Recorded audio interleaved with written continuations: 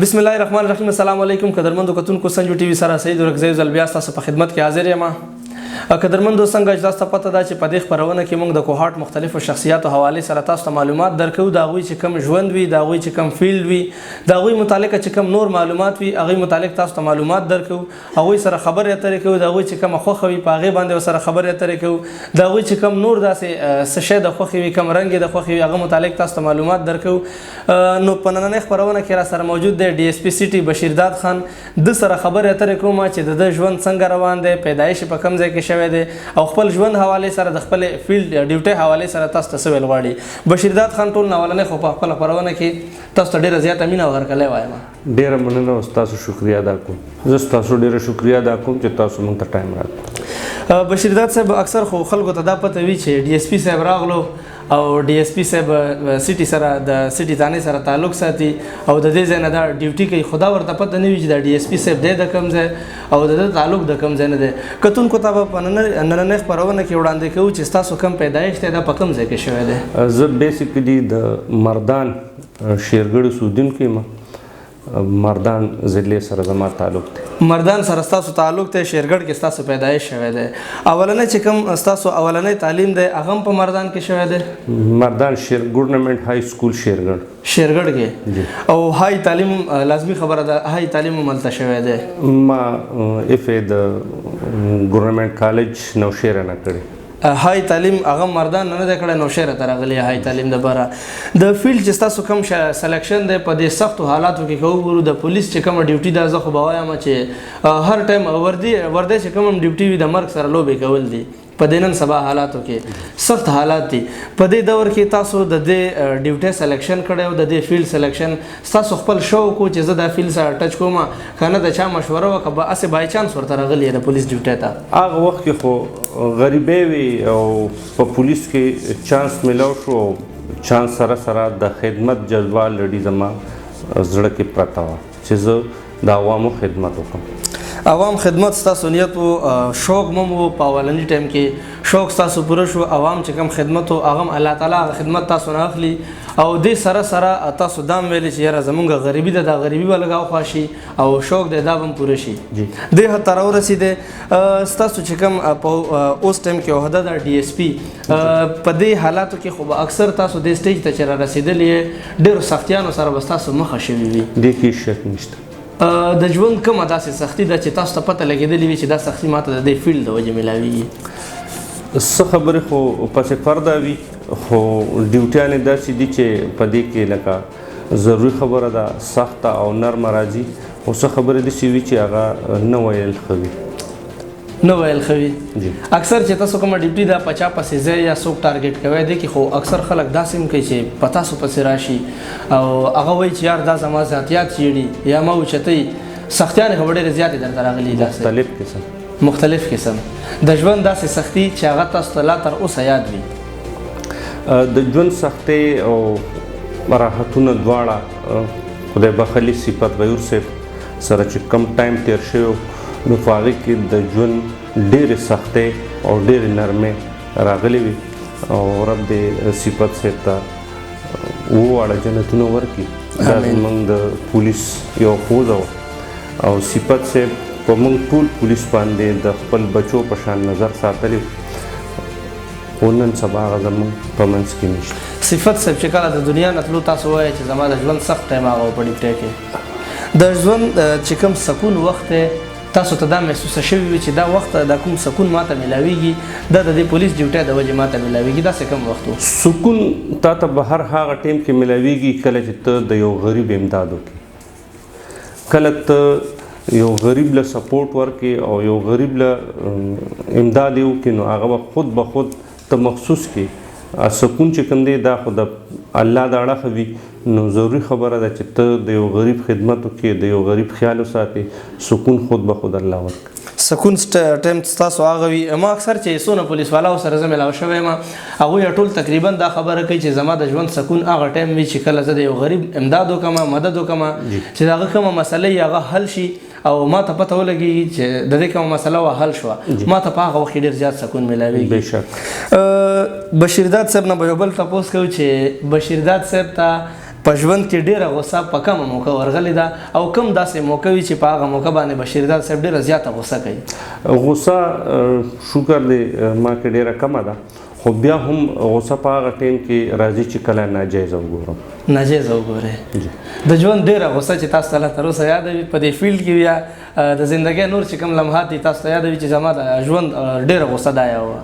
غوسې ما تاسو ته وي چې هغه ټایم کې چې کوم وخت کې زه یو ناجایزه وګورم او ناجایزې لږې نه ډېرې شوي دي نو د کمې به ذکر کوو، خو بهرحال چې کله ناجایزه وشي نو هغه مطلب تاسو دا وایئ چې زما په مخ کې دونه ناجایزې شوي دي چې ما ته یاد نه دي، د حد نه سیوا دي. کومه به درته وایم ناجایزې ډېرې زیاتې دي، خو غوسه کتونکو چې کومه ده بشیر داد صاحب ته په ناجایزه چې کوم ټایم کې ناجایزه کېږي بشیر داد خان په هغه وخت کې ډېره زیاته غوسه کوي.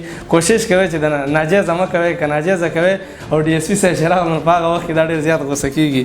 د فیلډ چې کومه فیلډ کیسه خو وشوه ستاسو چې د کوم ژوند ډېره خوشحالي ده هغه په کوم ټایم کې کړې وه چې تاسو ته لا تر اوسه یاد وي چې زما د ژوند دا ډېره خوشحالي وه او داسې کومه موقع چې هغه راشي تاسو ډېره زیاته خوشحالي کوئ؟ شکر دی ما تاسو ته دې نه مخکې مو وي چې کله زه د یو مظلوم امداد وکړم نو دلي سکون هغه الله ورکوي او هغه خود به خود انسان محسوس کوي او هغه ما شکر دی لږې نه ډېرې کړي دي د شمار نه بار دي.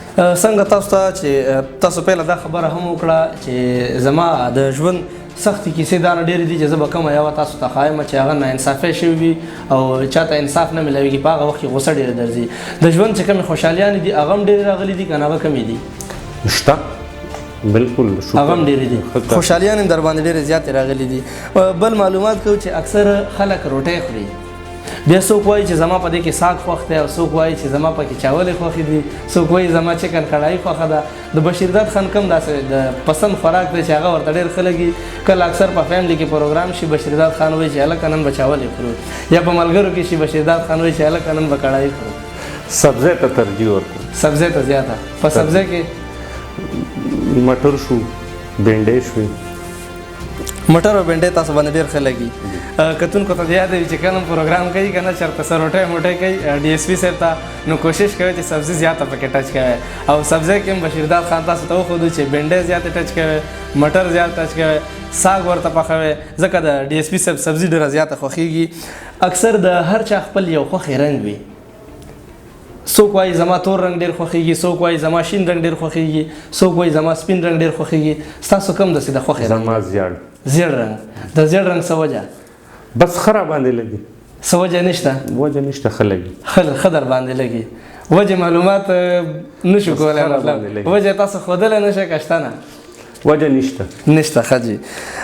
کراچۍ چکر ته روان یې، په بس کې کېناستې، د سره خوا کې یو سیټ پاتې شو او کسان درته درې راغلل د خپل پولیس.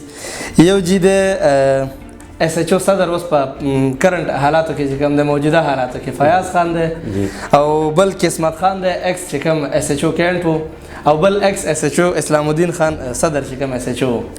د سیټ به تاسو چاته پرېږدوئ چې کوم تاسو ته پته ولګي چې د دې سیټ حقدار زما په مطابق دا کس ته دته ورکوم؟ فیاض ته به پرېږدو ځکه چې د عمر د ټولو نه کم دی. فیاض ته به پرېږدو د عمر خاطر دی که نه د منډه تړلو خاطر هم پکې شته؟ د عمر خاطر دی او بل زما متعلقه SHO پاتې دی نو په دې وجه. ښه، ستاسو متعلقه SHO دلته پاتې شوی دی، منډې تړلې د کوهاټ دپاره زیاتې دي. د دې سیټ قابل کتونکو فیاض خان شو. فیاض خان ته د مبارک وي چې DSP صاحب چېرته چکر ته ځي ځان سره فیاض خان بوځي. په موبایل درته ټلیفون راغلو، یو ټلیفون درته راغلو جی، یو ټلیفون دی د امجد خان SHO، بل ټلیفون دی د عبدالرؤف خان SHO KDH ایکس چې کوم SHO او بل ټلیفون بیا د فیاض خان دی. په دې کې به تاسو په کال باندې چاته ریپلای ورکوئ چې دغه کال اوچت کې ورسره خبرې وکړئ، بیا به چاته SMS کوئ چې هلکه زه اوس بیزي یم لږ وروسته کال وکړه. د چا کال به کټ کوئ؟ کال ترجیح به دغه ته ورکوم امجد خان ته چې دا زما متعلقه SHO دي نو کیدای شي دې ماته د تاڼې متعلق میسج راکوي او د نورو دواړو ته به د میسج ریپلای وکړو. میسج ریپلای خو یو ته ورکړه، دا کټکې به د چا کال چې ته وایې چې یاره به دا کال کټ کوم دا فایده نه کوي. د پیاز کال به کټ کړم ځکه چې هغه ما سره متعلقه نه دی اوس او رؤوف خان ته به هم ورکوم ترجیح ځکه چې رؤوف خان نن سبا ما سره په سیټي تاڼه کې تعینات دي پاسبل دی چې دی ما ته تاڼې څه معلومات راکړي تاڼې متعلق فیاض خان کال به ځکه هم کټ کېږي چې متعلقه نه دی او بل دا چې هغه په عمر کې هم کم د کېدی شي چې خفه نه شي هغه مزاج لږ بدل دی چکر ته چرته روان یې فرض کړه ته اوس ډیم ته چکر ته ځې ستا کوم داسې چکر ډېر خوښېږي چې اکثر خلک وایي چې یاره د چکر د فیملی خوند کوي چې فیملی د سره وي بعضې خلک دا وایي چکر د ملګرو خوند کوي بعضې خلک پکې دا هم وایي چې چکر ته ځې نو د فیلډ کسان ځان سره بوزه ډېر خوند کوي ستا کوم داسې چکر ډېر خوښېږي زما هم عمر چې کوم زما د کلي خپل ملګري دي هم عمر هغوی سره چکر ستاسو ډېر زیات خوښېږي مطمئني که وګورو د کوهاټ چې کوم عوام دی ستاسو سره کوم د کوهاټ والا مطلب هغوی چې کوم طریقه کار دی هغوی چې کومې طریقې کوي کم کارونه کوي د کوهاټ عوام نه کم حد پورې مطمئن یې تاسو کوهاټ خلک انتهایی ښه خلک دي او ډېر زیات مهمان نواز خلک دي د کوهاټ خلکو نه زه په دې وجه باندې ډېر زیات مطمئن یم چې د کوهاټ خلک په خبره پوهېږي او کله چې یو سړی په خبره پوه شي نو هغه بیا د هغې نه مقصد اخلي نو د کوهاټ خلک انتهایی پوهه خلک دي په دې وجه باندې زه د دې نه ډېر زیات مطمئن یم که مطمئنه فیصد په سلو کې حساب کړو جی ستاسو به کم فیصد راځي مطمئن انشاءالله زه 98-99% د دې نه مطمئن یم ته 2% پاتې دي جی عوام ته دا وایي چې 2% کار کوي چې dsp صاحب 100% ته ورسېږي کیسه دا بالکل درخواست په کوم دي کې لږ ډېر خلک داسې وي چې هغې نه خوښوي خو دا ډېر زیات خلک چې دي نو دا ویل ایجوکیټډ دي نو په دې وجه باندې په خبره پوهېږي په دې وجه کې مطمئن یم دا 2% دپاره به عوام څه کوي چې تاسو ته 2% مطمئنه شئ چې دا کیسه سلو ته ورسي زه غواړم چې دا سلو ته ورسي نو د انصاف فیصلې دې کوي انشاءالله چې موږ په غلطه یو زموږ مخه دې نیسي او که په حق وي نو زنګ د امداد کوي انصاف فیصلې کوشش کوي چې انصاف له زیاته ترجیح ورکړي د کوهاټ که آس پاس وګورو اکثر په چرته کې تماشې ډېرې کېږي چرته کې نشې ډېرې کېږي نوجوانانه کومه چې طبقه ده که وګورم ډېره زیاته خو نه خو کمه داسې نوجوانانه طبقه شته چې په نشو او تماشو کې اموخته ده اکثر خلک وګورو په دې خوشحالۍ موقع باندې هوایي فایرنګ ډېر زیات وکړي د خپلې خوشحالۍ د وجې چا په کور کې خفګان جوړ کړي د دې چې کومه خوشحالي وي هغوی د وجې چېرته خفګان جوړېدی شي خلک هوایي فایرنګ هم ډېر زیات کوي او دا نشو تماشو کې چې کم اموخته دي هغه عوام دپاره څه پیغام ورکول غواړي بالکل ورکوم هوایي فایرنګ چې دی دا یو لعنت دی او د دې نه د خپل ځان وساتي په دې باندې د ډېرو خلکو کورونه چې کوم دي هغه وران شوي دي ثبوتونه شته دی لږې ورځې مخکې په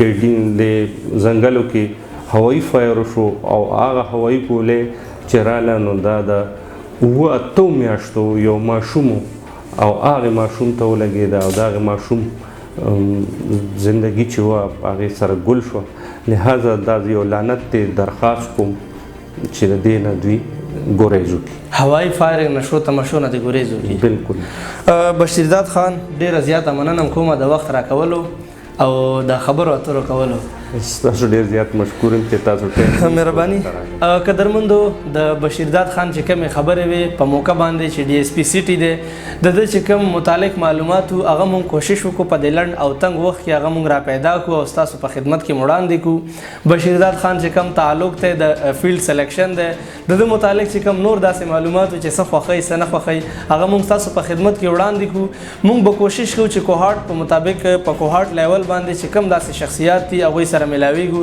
هغې متعلق به تاسو ته معلومات درکو په آخره کې بشیرداد خان تاسو ته دا هم ووایي چې کوشش کوئ د هوایي فایرنګ نه ګریز کوئ هوایي فایرنګ نه ځان ساتئ په نشو او تماشو کې ما مخته کېږئ ستاسو چې کومې د 10 روپۍ په دې کالتوسو باندې لګي په دې نشو او تماشو باندې لګي وای نوټ چې ستاسو دا پیسې چېرته په جومات کې ولګي چېرته په خوار غریب کور کې ولګي چېرته د هغوی چیني ورسره راشي د هغوی ورسره یو ټایم اوړه وشي دا به کېدی شي د هغوی نه ډېره زیاته بهتره وي الله به هم درنه راضي شي ستاسو چې کومه خپله خوشحالي ده دا به هم منع وشي د بل کور چې کوم غم دی چې ستاسو د هوایي فایرنګ د وجې جوړېدی شي هغه به هم بچ کېدی شي هیله لرو دا پروګرام به تاسو ډېر زیات خوښ کړی وي یو نوي پروګرام سره خپل قربا سعید ورکزی ته ورکړئ اجازت د لوی الله په امان